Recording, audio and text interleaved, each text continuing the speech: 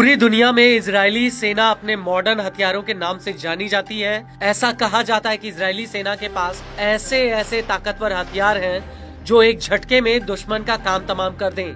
लेकिन 7 अक्टूबर 2023 से शुरू हुए गाजा युद्ध ने इजराइल की सैन्य ताकत पर भट्टा लगाया है। इतने संसाधन होने के बावजूद भी आईडीएफ को कानो कान हमास के हमले की पहले से कोई खबर नहीं लगी।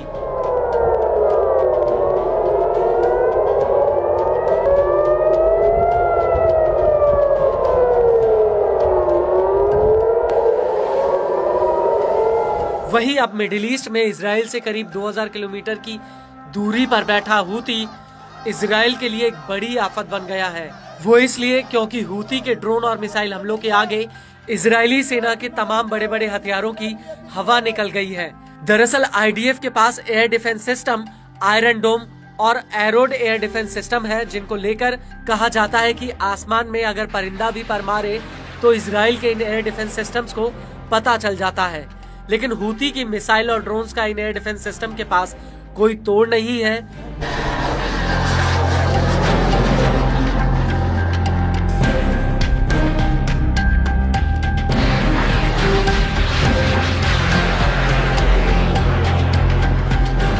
और अब नौबत ये आ गई है कि इजराइल को हूती के हमलों से बचने के लिए अमेरिकी एयर डिफेंस सिस्टम्स का सहारा लेना पड़ रहा है। दरअसल अब आईडीएफ ने हूती की मिसाइलों को रोकने के लिए अमेरिका के terminal high altitude area defence यानी थर्ड एयर डिफेंस सिस्टम को इजराइल के भीतर तैनात किया है।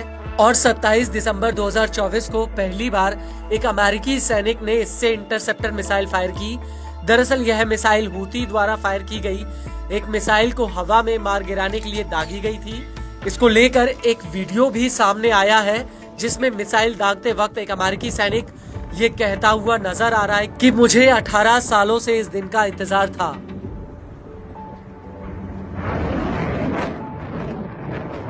आपको बता दें कि हूती तेल अवीव पर लगातार बैलिस्टिक और हाइपरसोनिक मिसाइलों से हमला कर रहा है और इजराइल के एयर डिफेंस सिस्टम हूती को रोकने में पूरी तरह से नाकामयाब साबित हुए हैं। और अब यही वजह है कि नेतन्याहू को अमेरिकी एयर डिफेंस सिस्टम्स की आड़ लेनी पड़ रही है। आपको बता दें कि अक्टूबर 2024 की शुरुआत में अमेरिका ने ऐलान किया कि वो इजराइल की ईरान के हमलों से सुरक्षा के लिए इजराइल के भीतर अपना थर्ड एयर डिफेंस सिस्टम तैनात करेगा।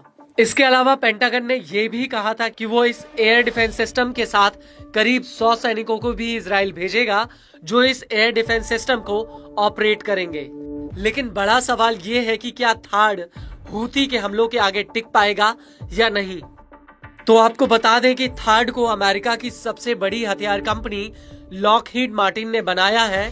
थर्ड एक एंटी बैलिस्टिक मिसाइल सिस्टम है।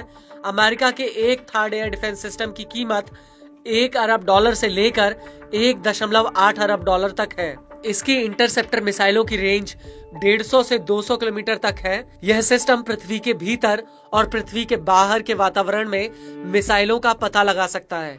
थर्ड को चलाने के लिए करीब 95 सैनिकों की जरूरत होती है।